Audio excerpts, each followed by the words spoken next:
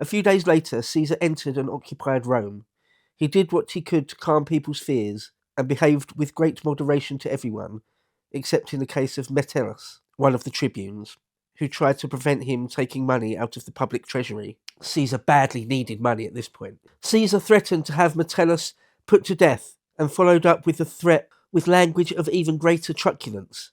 It was much easier for him, he said, to do this than to say it.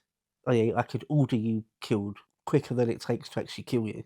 So with Metellus overruled in this way, Caesar took what he wanted from the treasury and then set out in pursuit of Pompey, since he wanted to drive him out of Italy before his forces in Spain could come to join him. Meanwhile, Pompey had occupied Brundisium.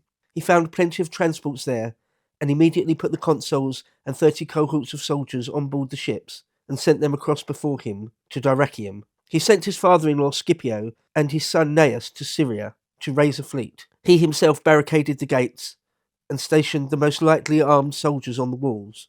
He told the citizens of Brundisium to stay quiet in their houses and then dig up all the ground inside the city, cutting trenches across the streets and filling them with stakes sunk in the earth, all except for 2 streets, by which in the end he made his way down to the sea. He spent 2 days in embarking the main body of his troops in a quiet and orderly manner, and on the 3rd day suddenly gave the signal to men who were guarding the walls.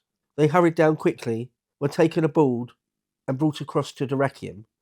Caesar, seeing the walls unguarded, realised that Pompey was making his escape, and in following closely after him, he nearly got his own troops entangled in the ditches and stakes. The people of Brundisium, however, warned him about them, and so he kept clear of the city and wheeled around it to the harbour, where he found that all the transports had put to sea, except 2 which had only a few soldiers on board. End quote. So Pompey gets away there by the skin of his teeth. He was very nearly caught at Brundisium before jumping across the Adriatic. But he did escape, and he has got the word out to everyone in the east and west that it's on now, that he is at war with Caesar.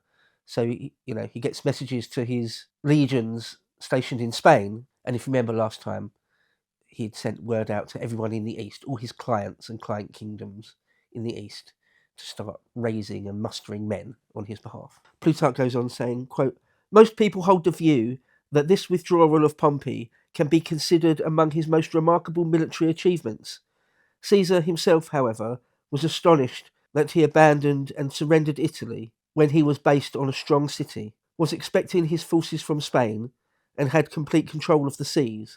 Cicero also finds fault with him, Pompey that is, for following the strategy of Themistocles rather than that of Pericles, when the position in which he found himself was like that of Pericles and not like that of Themistocles. And Caesar certainly showed by his actions that he very much feared the idea of a long war. For after he had captured Numerius, a friend of Pompey, he sent him to Brundisium with an offer of peace and reconciliation on fair and equal terms.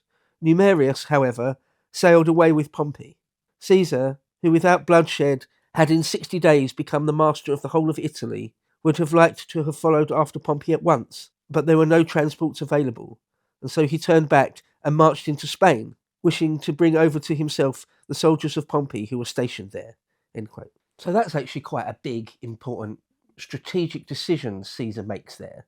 He sees that Pompey, the senior Pompey, because Pompey's sons become important later, but the main Pompey, the Pompey Magnus, just escapes from him at Brundisium, escapes across to what would be Epirus or modern-day Albania, Greece. Instead of attempting to follow him as quickly as he possibly can, he makes the, as I say, strategic decision to actually abandon that chase and go west into Spain and take out Pompey's armies there. Because fighting on 2 fronts is always a nightmare. It's always the last thing you want, is to be in a pincer, is to be being attacked from 2 sides at once. So Caesar made the calculation, and you can only say correctly, that he needed to do away with the Spanish armies first and foremost, and then he can turn his full attention back to Pompey Magnus without fear that he might have to turn around at one point. Appian tells us this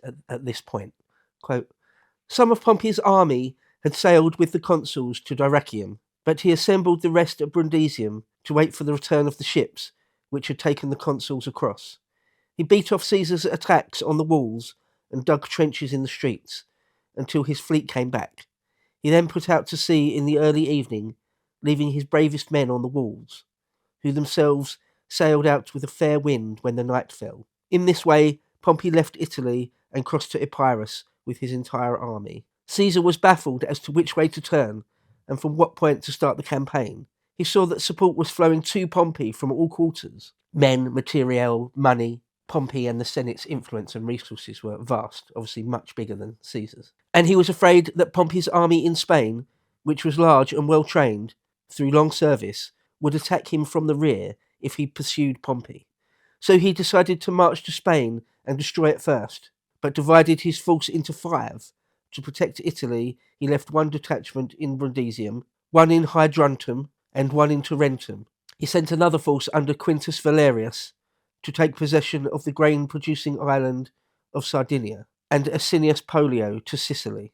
Here Cato was in charge, and when Cato inquired whether it was from the Senate or the people that he had authority to trespass in another man's sphere, Pollio replied, "The master of Italy has sent me on this errand." Cato answered to the effect that out of consideration for the provincials he would make no resistance, and sailed to Corcyra, and thence to join Pompey. So Cato ousted from his little bolt hole in Sicily quite easily there. He obviously realised Caesar wouldn't just leave him alone, wouldn't allow him just to be governor quietly there for a year or two. So he realises he has to fully, Cato this is, he realises he has to sort of fully side with Pompey, completely be in Pompey's military camp, basically. There's no, you can run, but you can't hide from Caesar. If he decides he's not going to leave you alone. Appian continues, Caesar made haste to Rome, where with a variety of hopes and promises he reassured the people, who were terrified by the recollection of their sufferings at the hands of Sulla and Marius, and signalled his generosity towards his enemies by pointing out that he had captured and dismissed even Lucius Domitius, one of Caesar's worst enemies, really. He had dismissed Lucius Domitius unharmed and with his money. He broke open the locks of the state treasury, and when Metellus, one of the tribunes, tried to prevent him, threatened him with death. He also removed some of the untouchable money, which is said to have been deposited a long time ago for use against the Gauls, with a public curse against its disturbance for any other reason than the outbreak of a Gallic war. So a special fund in a temple there, special big cache of money meant for defending themselves in extreme cases against the Gauls. But Caesar says, you don't really need that anymore after what I just did to the Gauls. Appian continues, Caesar, however, claimed that he had himself neutralised the Gauls and released Rome from the curse. Therefore, he could just take that money. He put Marcus Aemilius in charge of the city and the tribune Mark Antony in charge of Italy and its military forces. Overseas, he appointed Curio governor of Sicily in place of Cato. Quintus, governor of Sardinia, sent Gaius Antonius to Illyria and entrusted Cisalpine Gaul to Licinius Crassus. He also gave orders for 2 fleets to be built as quickly as possible on the Adriatic and Tyrrhenian coasts, and appointed as admirals Hortensius and Dolabella, while the ships were still under construction. So now we enter a period, a fairly brief period, or a few months, a year or so, where both sides are sort of getting everything together for a big confrontation. Both sides sort of fairly feverishly working to build up the biggest army they possibly can for what's sure to come. Appian goes on saying, quote, after strengthening Italy in this way to make it inaccessible to Pompey, Caesar proceeded to Spain, where he met Pompey's generals Petrarius and Afranius. In the first engagements against them, he had the worst of it, but later they fought on nearly equal terms around the town of Ilerda. Caesar made camp on some crags and obtained supplies by a bridge over the river Sicoris. After a sudden flood had swept away the bridge, Petrarius's men killed a large number of Caesar's troops, who were cut off on the other side, and Caesar himself, along with the rest of his army, suffered intense hardship from the difficult terrain and hunger and enemy action, and the fact it was still winter. The operation was indistinguishable from a siege until, with the arrival of summer, Afranius and Petrarius started to march to the interior of Spain to recruit more soldiers. Caesar always anticipated them, blocking off the passes with entrenchments, preventing them from going on, and actually surrounding a detachment of theirs, which had been sent ahead to occupy a site for a camp. These raised their shields above their heads in token of surrender, but Caesar neither took them prisoner nor put them to death. Instead, he bid for popularity with his enemies everywhere by letting them go back safely to Afranius's army. As a result, there was constant fraternization between the camps, and among the rank and file, talk of an understanding. So it's important to note there, Caesar constantly playing the propaganda game, or the battle for the hearts and minds. He is constantly letting people go. He's constantly not executing people and letting them have their freedom. Remember, he did it to Domitius straight away. As soon as the war kicked off, the Senate sent Domitius up to relieve Caesar of his command. Caesar captured him, remember, and then just let him go and even let him keep his money. So a fairly extreme clemency, really. Very, very, very merciful for the ancient world, for a civil war. You would have thought at least detain certain people until the war is over, but Caesar's just letting people go, whole armies go, really. Like in Spain here, for example, there was, he's basically bested a couple of Pompey's generals there, sort of out generaling them as usual, cutting them off and making sure they haven't got enough water and things, and bringing them to heel quite quickly, but just letting them go. And it's the exact opposite of what Pompey's doing. Pompey and the Senate's faction, quite often when they get hold of pro-Caesarian officers or something, they will just execute them, like it's the old school Marius Sulla days. So, I mean, the juxtaposition there of Caesar being extremely clement and Pompey being relatively, well, or not even cruel, just par for the course in the ancient world, really.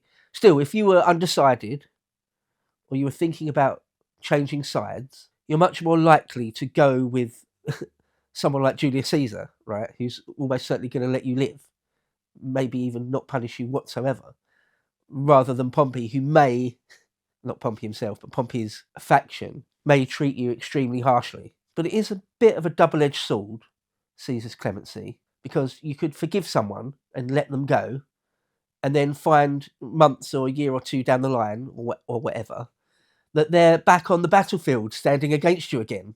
Not just officers, but just normal rank and file men as well. They can promise that they'll never raise arms against you ever again, but if you just completely let them go, then they might do. And many did. Many did. If you would like to see the full version of this premium video, please head over to lotuseaters.com and subscribe to gain full access to all of our premium content.